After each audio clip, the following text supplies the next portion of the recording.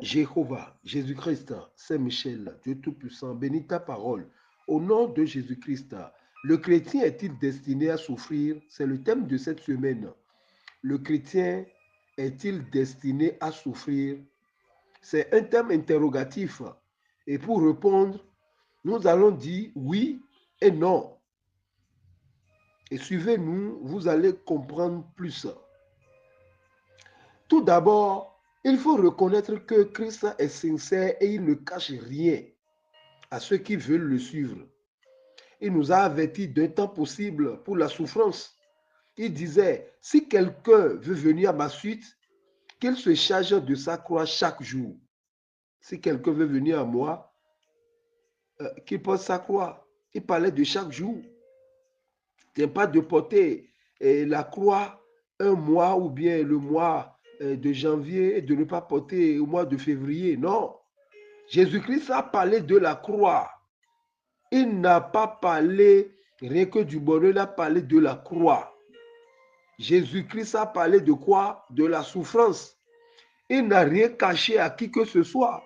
Est-ce que, d'abord, posons-nous la question, est-ce que l'expérience des premiers chrétiens, c'est-à-dire des apôtres, nous montre que la souffrance n'existe plus pour celui qui se donne à Jésus-Christ? Je crois que c'est non. Est-ce que le message arrêtez de souffrir est le message que le Seigneur nous a demandé de prêcher au monde? Je crois que c'est non. Donc, le chrétien est-il destiné à souffrir? Oui et non. La Bible nous enseigne qu'il y a un temps pour tout, un temps pour toutes choses sous les cieux. Et Ecclésiaste chapitre 3, le verset 4 dit, un temps pour pleurer et un temps pour rire, un temps pour se lamenter et un temps pour danser. Donc nous devons comprendre par là que la vie d'un chrétien est comme les dents de scie. Et j'aimerais te dire, chrétien, ne crois pas que ta vie est en retard en regardant l'évolution de tes amis. Non, sache que chaque fruit mûrit à son temps. Le chrétien est-il destiné à souffrir? La souffrance d'un chrétien est temporaire. Ce n'est pas éternel. Rien n'est éternel sous le soleil. Mais avec Jésus-Christ, il y a le bonheur derrière chaque souffrance.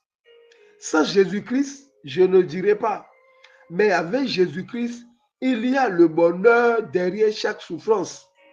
Ce n'est pas que la souffrance garantit le bonheur. Non, la souffrance ne garantit pas le bonheur. Sans Jésus-Christ, tu peux souffrir aujourd'hui et devenir malheureux demain. Sans Jésus-Christ, tu peux souffrir aujourd'hui et demain aller en enfer. Sans Jésus-Christ, tu peux souffrir aujourd'hui et souffrir demain. Oui, c'est pourquoi il est important de comprendre que le mot chrétien vient de la souffrance. Au début, on l'appelait Jésus, mais après, chrétien est venu pour montrer que le mot chrétien vient de la souffrance. Le chrétien est quelqu'un qui accepte ou qui a accepté de vivre la vie de Jésus-Christ, c'est-à-dire de supporter les mauvais traitements. Et Pierre disait à ses contemporains, dans 1 Pierre chapitre 2, le verset 20, Pierre disait, en effet, quelle gloire y a-t-il à supporter de mauvais traitements pour avoir commis des fautes? Mais si vous supportez la souffrance lorsque vous faites ce qui est bien, c'est une grâce devant Dieu. Waouh! Sans vous mentir, chers chrétiens, les véritables disciples de Jésus passent par des souffrances dans cette vie. Les véritables disciples de Jésus-Christ, ils passent par des souffrances dans cette vie. Plusieurs exemples bibliques nous montrent que les chrétiens, tout comme le reste des hommes, tombent parfois malades. Ce n'est pas parce que tu es chrétien que tu n'auras pas ou tu ne peux pas tomber malade. Non. Paul dit, par exemple, écoutez ce que Paul disait. Il disait, j'ai laissé Trophime malade à Milet dans 2 Timothée chapitre 4, le verset 20. Aussi, Épaphrodite un autre compagnon de voyage, c'est-à-dire de l'apôtre Paul, est tombé également malade. Il était près de la mort, mais Paul disait, Dieu a eu pitié de lui. Lisez Philippiens chapitre 2, le verset 25 à 27. C'est un disciple. Et puis, il suivait Paul partout. Mais à un moment donné, il est tombé malade. Et Dieu a eu pitié de lui, alors que Paul guérissait les malades. Waouh! Même l'apôtre Paul avait une maladie que Dieu n'a pas guérie. Malgré plusieurs prières, Dieu ne l'a pas guéri. Il fut obligé de continuer de vivre avec ce qu'il appelait son échade dans la chair. Dans 2 Corinthiens chapitre 12, le verset 7 à 9, il a dit, 3 fois j'ai prié le Seigneur de l'éloigner de moi et il m'a dit, ma grâce te suffit. Car ma puissance s'accomplit dans la faiblesse.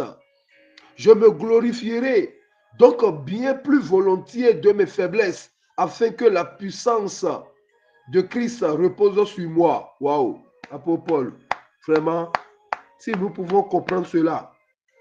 Aujourd'hui, nous comprenons mal la grâce. Certains sont nés pour sucer le miel et d'autres sont venus au monde pour affronter les abeilles. Nous devons comprendre la grâce. C'est vrai que la grâce est une faveur imméritée. C'est vrai que la grâce, même si nous étudions sur la grâce des années, nous ne pouvons pas comprendre la grâce dans sa totalité.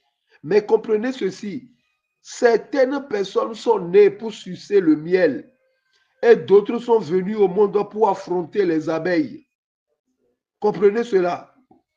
Selon le modèle de chrétien que nous sommes aujourd'hui, quand on parle de la grâce, c'est d'avoir des maisons dans chaque ville.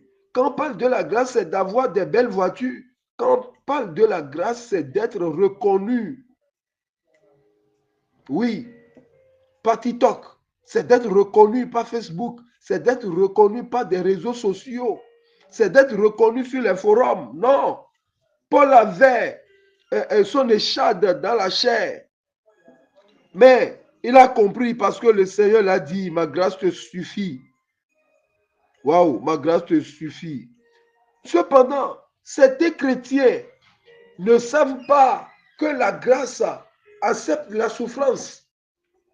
Certains chrétiens n'acceptent pas.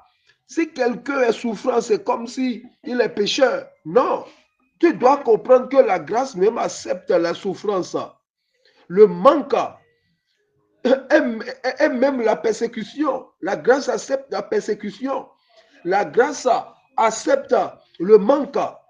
Jean chapitre 15, le verset 20 à 21. Écoutez, Jésus-Christ disait, souvenez-vous de la parole que je vous ai dite. Le serviteur n'est pas plus grand que son maître. S'ils m'ont persécuté, ils vous persécuteront aussi. S'ils ont gardé ma parole, ils garderont aussi la vôtre. Mais ils vous feront toutes ces choses à cause de mon nom, parce qu'ils ne me connaissent pas, ou parce qu'ils ne connaissent pas celui qui m'a envoyé. C'est ça. Le chrétien est-il destiné à souffrir? Le chrétien, comme les autres, subissent les effets de la vieillesse. Oui, si tu es chrétien et tu atteins l'âge de la vieillesse, ou troisième âge, là, la vieillesse est un naufrage. Les chrétiens deviennent plus en plus faibles avec l'âge.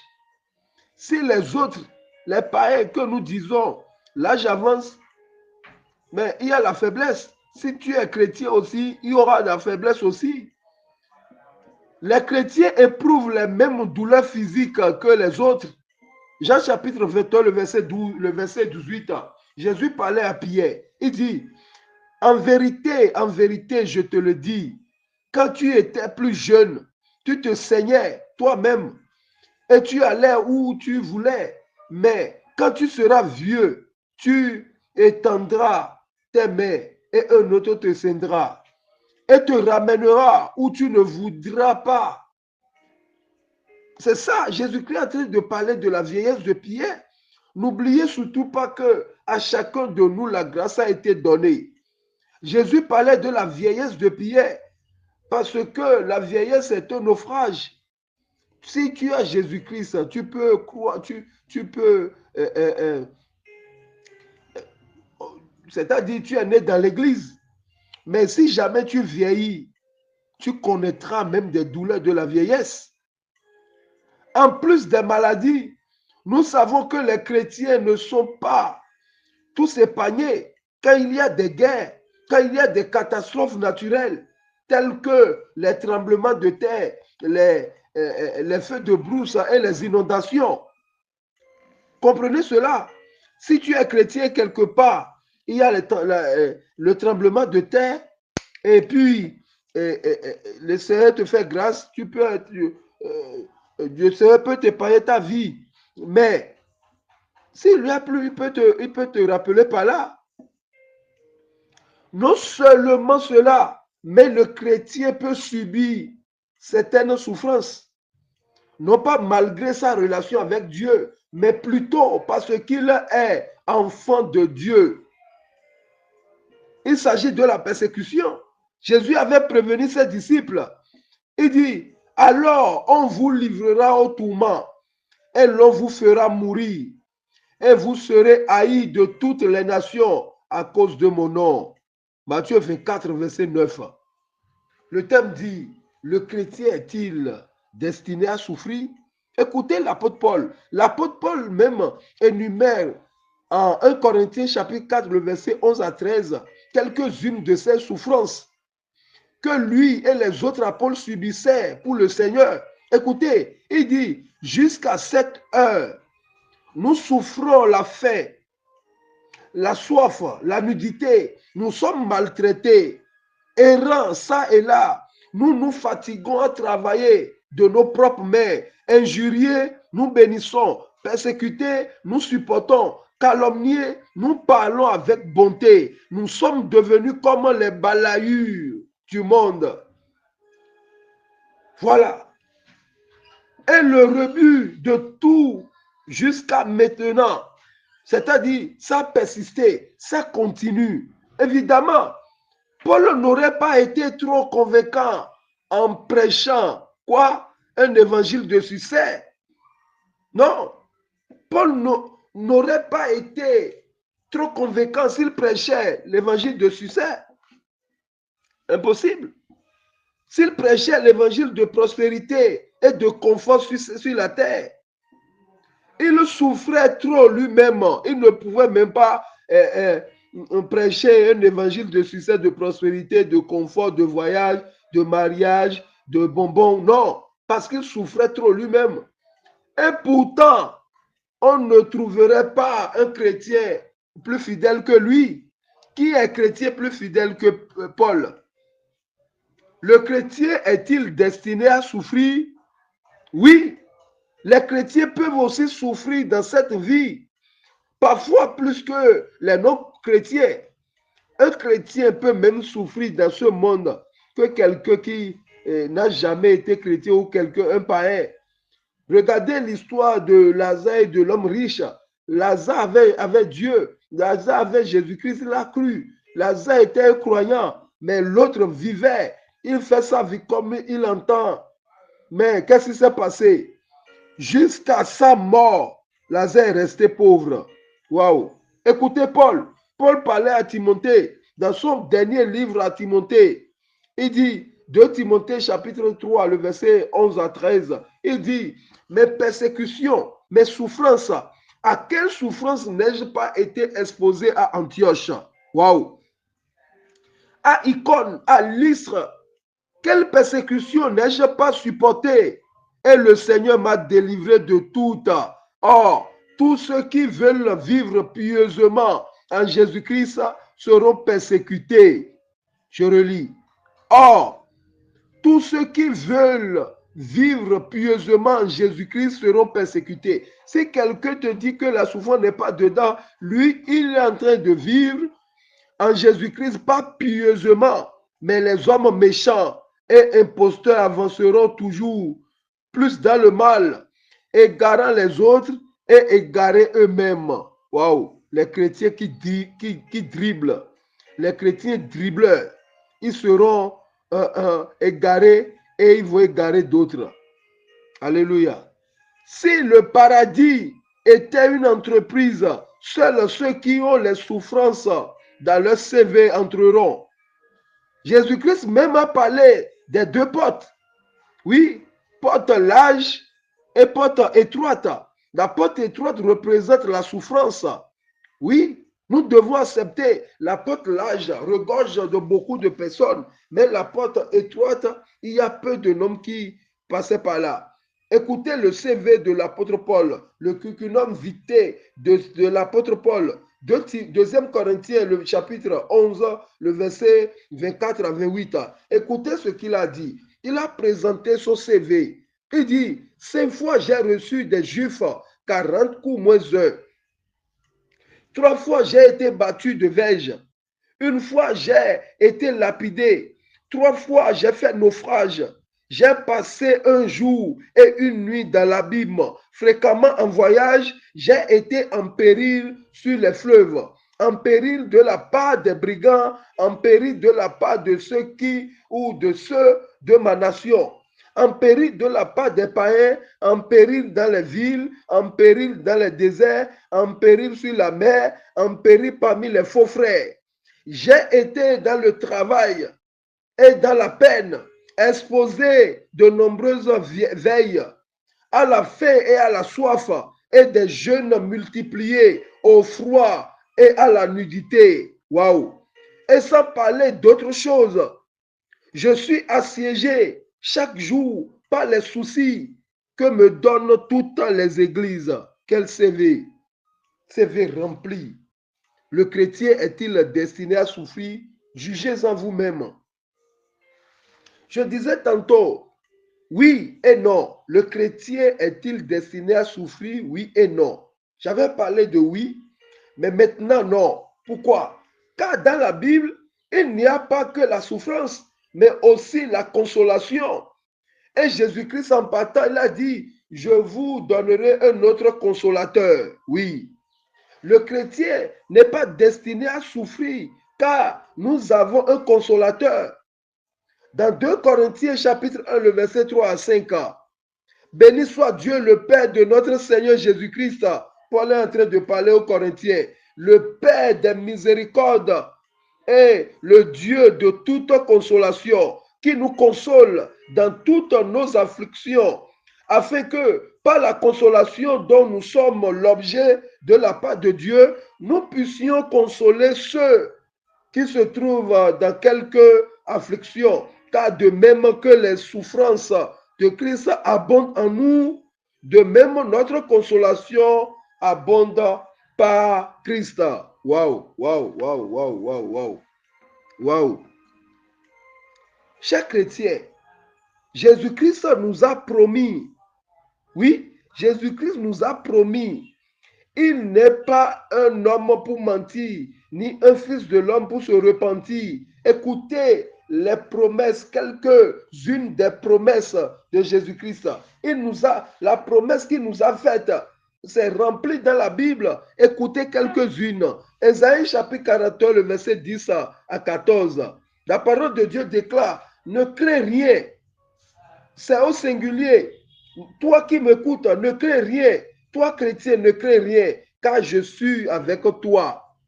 Ne promène pas des regards inquiets, car je suis ton Dieu. Je te fortifie au présent. Je viens à ton secours au présent. Je te soutiens de ma main, de ma droite triomphante. Voici, ils seront confondus, ils seront couverts de honte. Les ennemis seront confondus, les ennemis seront couverts de honte. Tous ceux qui sont irrités contre toi, ils seront réduits à rien. Ils périront. Ceux qui disputent contre toi, tu les chercheras et tu ne les trouveras plus.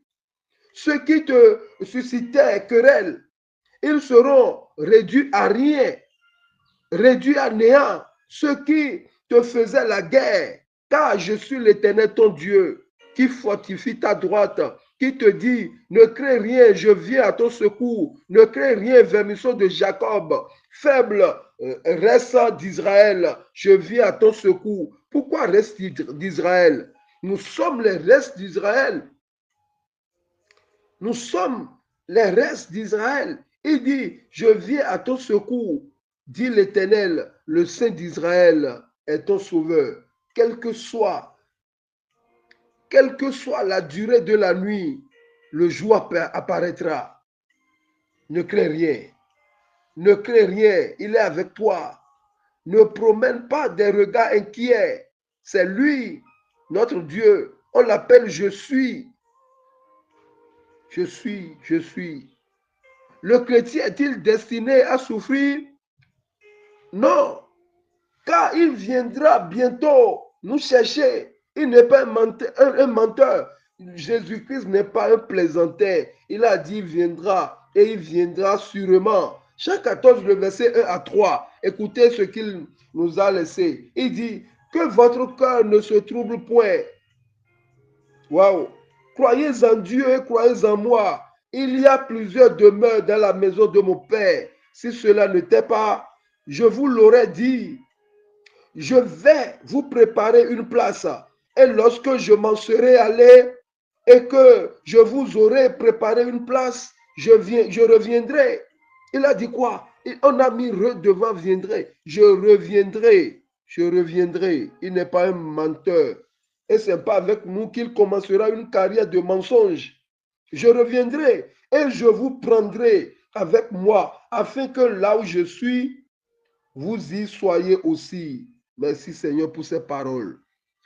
Toi qui te prépares à décourager, toi qui te prépares à fuir derrière le Seigneur, toi qui te prépares à aller en aventure avec l'ennemi, avec le diable. Non, l'enfant prodigue avait fait cela, mais il a vu qu'il n'y a rien dedans, il s'est retourné. Reviens à notre Seigneur. Toi qui es dans l'église, à cause de la souffrance, tu es parti rester, tu es parti dans des sectes, tu es rentré dans des choses que toi-même tu vois aujourd'hui, tu dis, mais je suis dans quoi? Reviens à notre Seigneur. À cause de la pauvreté, tu es rentré dans l'homosexualité. À cause de la souffrance, tu es rentré dans lesbianisme.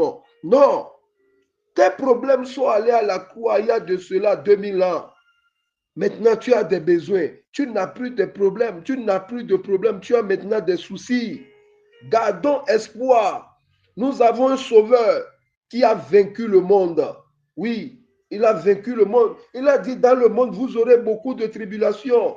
Mais rassurez-vous, j'ai vaincu le monde. Soyez bénis au nom de notre Seigneur Jésus-Christ. Jéhovah, Jésus-Christ, Saint-Michel, Dieu Tout-Puissant. Ta parole vient d'être libérée. Merci Seigneur. Seigneur, accorde-nous la grâce de comprendre ta parole. Seigneur, nous voulons être des chrétiens affermis, des chrétiens bien faits. Seigneur, donne-nous ton esprit et accompagne-nous au nom et à l'amour de notre Seigneur Jésus-Christ. Alléluia, alléluia, alléluia, alléluia, alléluia, alléluia, alléluia.